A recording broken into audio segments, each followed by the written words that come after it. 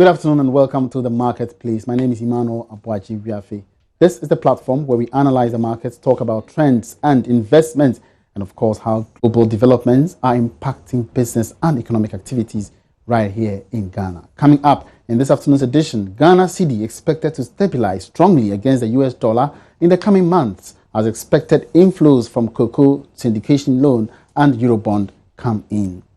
Also in this bulletin, Deputy Transport Minister Joyce Bawa Mokhtari assures new bus rapid transport system to commence in October as it hopes to improve traffic situation on our roads. And of course, some commercial drivers are threatening a strike on Monday as a result of this system. Meanwhile, salt miners at Adan Songo are highly expectant of a good and profitable mining season in this drought. These and many others coming your way in the program over the next half hour or so. You stay tuned. Meanwhile, you can get interactive with us by tweeting at Joy Business GH, and on Facebook, if you're a Facebooker, you can go to Joy Business, that's our page. And for more business news updates, log on to myjoyonline.com/business. We'll be right back with the details.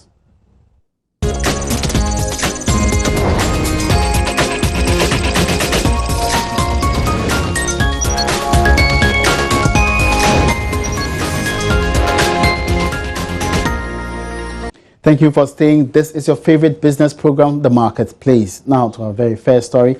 The Ghana cedi could stabilize strongly against the US dollar in the coming months. The projection is based on the expected inflows from the cocoa loan syndication and Eurobond inflows. But what could be the impact of this on the cost of living and the economy? George Wiafe tells us more. Barring any last-minute challenge, about $3 billion could hit the Bank of Ghana's account before the end of this month. The inflows from the Eurobond could bring in a little over $700 million. Now, even if you take away the $400 million that government is planning to use to clear the 2007 Eurobond that will mature next year, there'll still be $300 million that will be left, whilst about $1.8 billion could come in from the cocoa loan syndicate. These inflows could increase the Bank of Ghana's reserves to a little over $8 billion. This is because as of June this year, the Bank of Ghana's reserves stood at $5.2 billion. As of today, you may need about 3 Ghana cedis 95 pesos to get $1 from a commercial bank. For some analysts, if the Bank of Ghana releases a fraction of these funds onto the market, or even the news alone could stop the practice where people go out and demand dollars when they don't actually need it because of fear the cedi will depreciate. So, what will a stable Ghana cedi mean to you? Well, it could reduce your cost of living or operations if you own a business. It could impact on the utility tariffs that you pay, transport fares, and prices of petroleum products. Well, for government, it could reduce the amount of money it has set aside for payments of foreign loans, a development that could help government make some savings to deal with other infrastructure projects. According to the supplementary budget, government may have to set aside 10.5 billion cedis to take care of interest payments. That was a business desk report by George Wiafe. Now, moving on, some members of the Ghana Private Road Transport Union, GPRTU, are venting their spleen on government for deciding to introduce the bus rapid transport system. President Mahama stressed during the presentation of the NDC manifesto that under the new BRT project, a special bus lane would be created to commence the Ayalolo Express.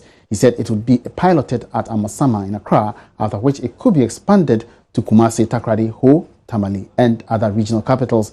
But some commercial drivers say it is only a way of taking away their businesses. Have you heard about the bus rapid transit system? Oh yeah. What do you hear about it? There's circus from the place. They say they are repairing the place. Later we hear that they are going to put down buses, those long buses over there. So there's no place for us to go and park. Do you know how the system would work? Should it start operating? I don't know. We are not on. You don't know. So the thing is that these buses would move at designated times to special places at special times, and they say it is supposed to ease traffic and help Ghanaians to get to work, to get to school, to get to their places faster. You don't think it would help? My brother. We are not in Europe. We are in Africa. Let me tell you one thing. You see, those buses, they used to park here. We have a lot of buses here. When they park here, Labade Dankwa means Labade is 160. Then they collect 160. They are spoiling our business. Let's say you are a lawyer. We have a lawyer. They have trotro here. Police, big men, they have trotro here. They are spoiling our business. Oh, the government, like he's supposed to speak with us or he's supposed to discuss it with us before taking that steps. You know, now there are many cars. There are trotro. The trotros are plenty in the town. And now if the buses is coming to work, we don't know how we can work also. We don't know how we can work. We don't know where we are going to even park our cars. We don't know the road we are going to use for our cars. They are making a road specially for the buses. And ours, we don't know where we will pass. Some other drivers, the commuter drivers, they say that from Monday they would embark on a strike to protest the implementation of this policy. You think it is the right way to go? In a way, I can't tell, but that's the right way. Yeah, that's the right way. Unless, because now we don't know what to do. Me, I support the strike. I support it because the government has done it and this thing will affect us. We want to go on strike on Monday and to remind the government or to tell the government that what he's doing, we don't like it. All right, so those are some members of the GPRTU who are saying that there was less stakeholder engagement with the drivers before commencement of this new system. Meanwhile, the leadership of the Concerned Drivers Association, GCTA, are insisting they will begin a nationwide strike on Monday, 19th September. According to the association, the decision stems from government's resolve to introduce the bus rapid transit system, an action they also say will deprive them of their business. Speaking on News Desk on Joy News, the public relations officer of the association, Francis Appiah, said they consider government's decision unfavorable and an unfair business practice. The reason why we are saying we don't understand about this implement this new rapid bus system, not that we are against that the bus will work. The bus can work, then we to work. But our point is, look at the traffic system in this country. The reason why there's a huge traffic in this country is because of mismanagement of our leaders. If instead of our leaders are the ones causing the traffic? Yes, it's them. Because if they give you money that go and do this road, then you do small road, then you are telling me that it's because of me, my fault way. It's me way I create traffic for roadside. It's not me. If you give them money that they should do road, then they will do small road like Chinese for so which is wrong. So them too, they have to do the right thing so that we will be okay. That point you made fits into what the president said a short while ago. He's saying that in his next tenure, I've given the mandate. In fact, he already mentions that some of these dual carriage roads are already under construction. So that very issue is catered for. They're under construction. No, they do the road before they start bring the bus. The foreign, they don't plan, say they easy. Our leaders, they do everything opposite of what the white people, the white people no or the opposite, which is wrong. Okay, so and you have to, I mean, the road at London and UK, the road is 5 lanes, 4 lanes. Just by their road are small like our own, but their roads are many, and you won't see pavement on our road like the way our own is. They can do pavement for the road, middle of the road. They won't put any sign for there. Say if you're a driver, watch out because there's a sign here. The time you realize, then you cram the thing. You see, and potholes can be there more than 8 months. Then the potholes will kill more than 1,000 people. Kumasi Road, getting to Nkoko there. There's a whole way it kill more than 6 people. A man for papa and man for mommy.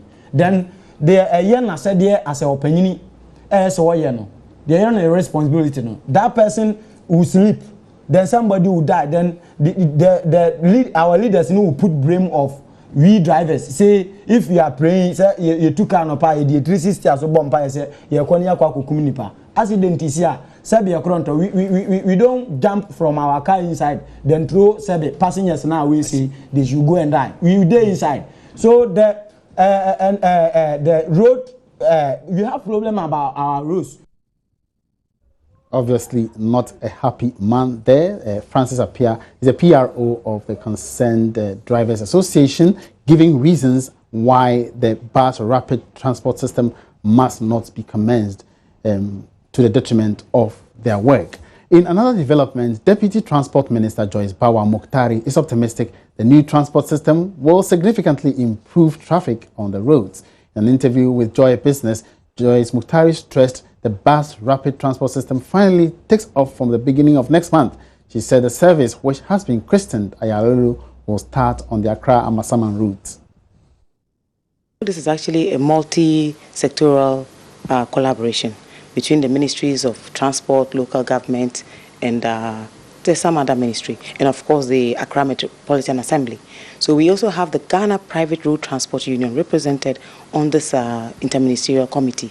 So we've actually consulted broadly, and the collaboration, actually the idea is that a special purpose vehicle was set up where the Ghana Private Road Transport Unions actually have some shareholding participation in these buses as well. But of course, I do understand that maybe there's some sort of miscommunication, or that way people have probably not understood. This is a system that works beautifully in other African countries, where they even have a regular train system, they have these bus rapid transit systems, and of course, the normal trotros and taxis that we have. I see no reason why trotros will be going on strike. This is just an opportunity to give people other options. We want to develop a modally complementary system of transport. We want to reduce traffic congestion on our roads. Take it, for example, everybody else decides to leave their car at home. There will be enough room for trotros, for bus rapid transit systems, and what have you. Indeed, we are even working on dedicated lanes to serve these bus rapid transit systems. In any case, they are also disability friendly. It gives people better options. It provides choices for those who need these options. So there is a good reason why we can all coexist peacefully without anybody demonstrating against one thing or the other. I'm sure at the time when taxis were introduced, there was a lot of resistance. Even when we're introducing the, the new software for the taxis that want to use these sort of systems. It's the same thing. Most often than not, when we don't understand things, we probably are resistant to change. On the 1st of October, we will actually be commissioning. You know, the buses are actually in the country. What we've been working on is actually the electronic ticketing facilities, because these are buses that will be working largely on the electronic mechanism. Away from the bus transport system, salt miners at Adasongo are highly expectant of a good and profitable mining season in this drought. A visit by Joy News MFA Ewenam Atiamwa Eli shows earnest preparations by salt producers on site as they get their mining pans ready for the season. The salt producers are optimistic of making millions of Ghana cedis if given the needed capital support.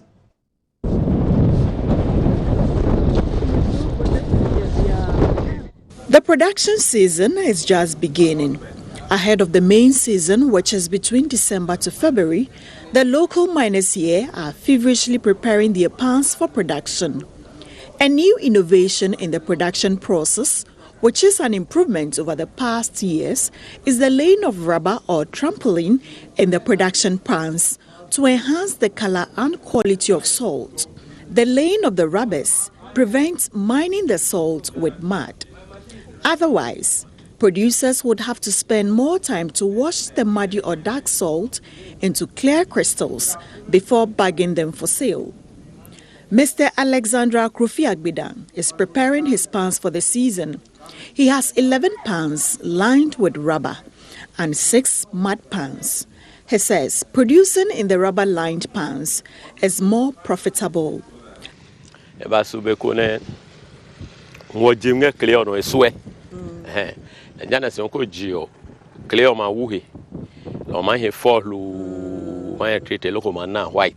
Those days when we used to mine in the pans, we spent so much time washing it. We later realized that laying the rubber trampoline reduces the workload and gives us clear salt.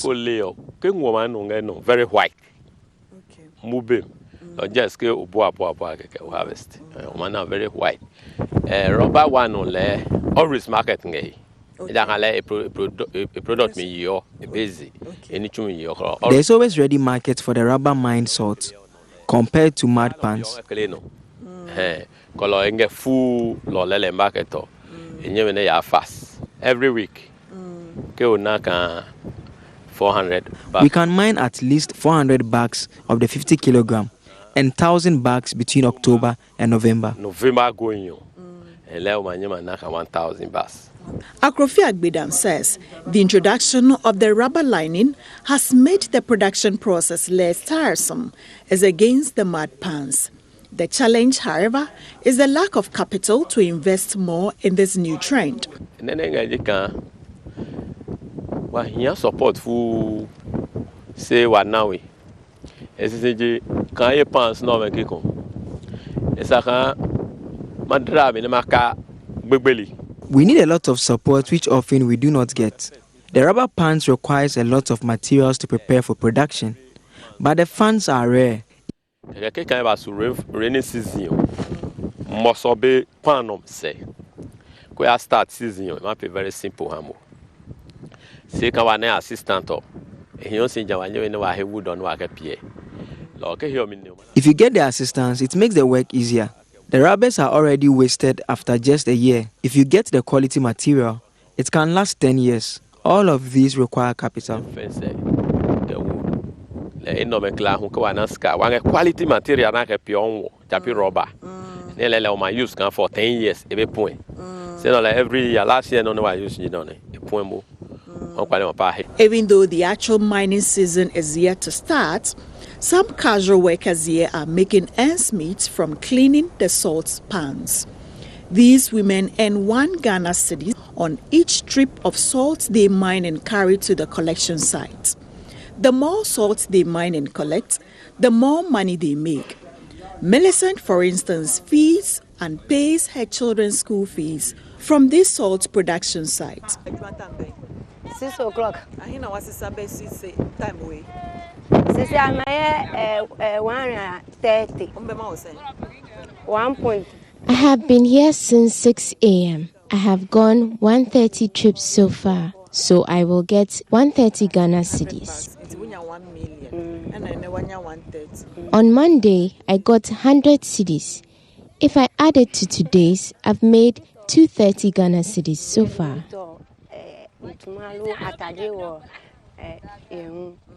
I use the money to buy food, my clothes, and water.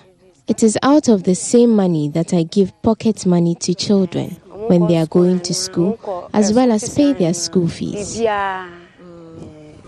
A bag of 50 kilograms of salt produced in the pans lined with rubber goes for 40 Ghana cedis, while those mined from the mud pans cost 25 Ghana cedis.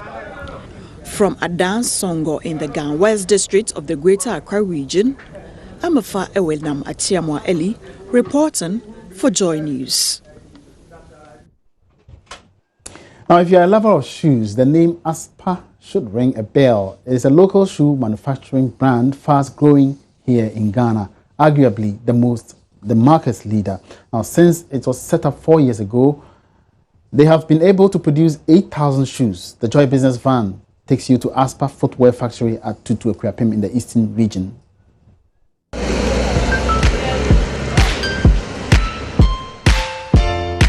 It's a busy day today at the Ospa Footwear Production Center at Tutu Akuapem in the Eastern region. Founded in 2012, Ospa is one of the leading local shoe brands in the country.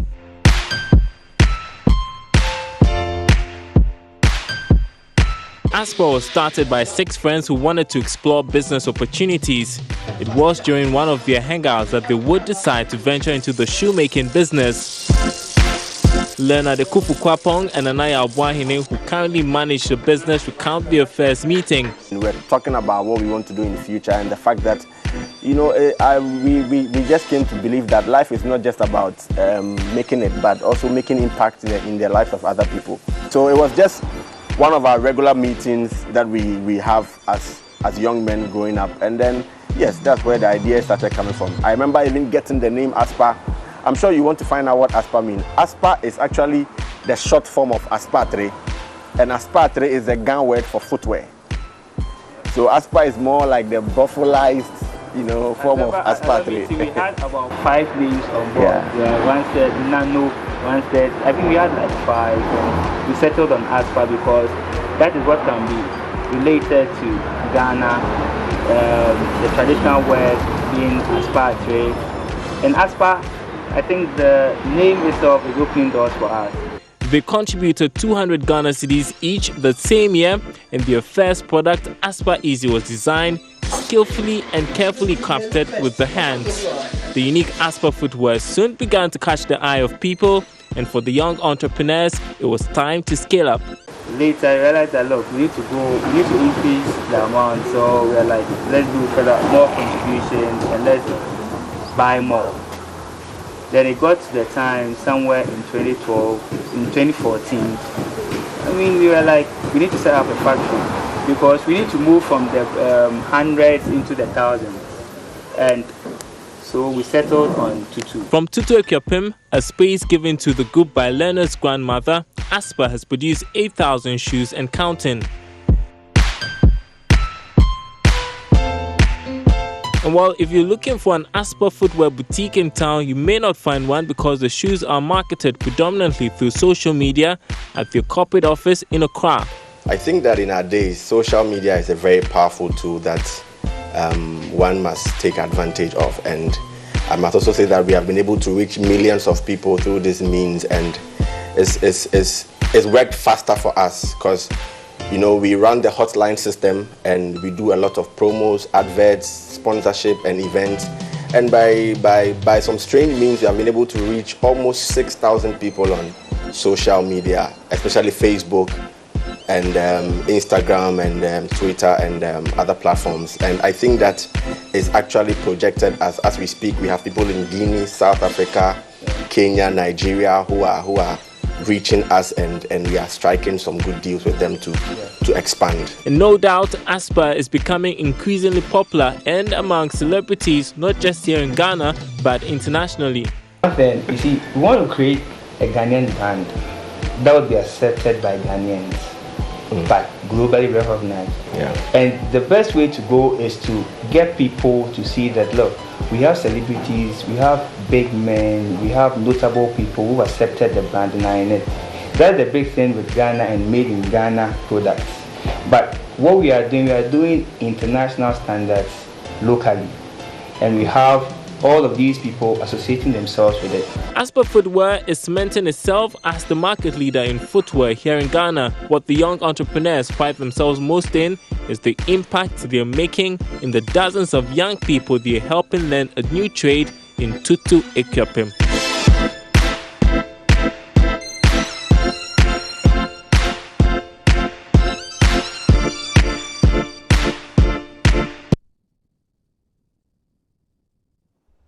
All right, so the Joy Business Van comes your way on Business Live every Wednesday evening.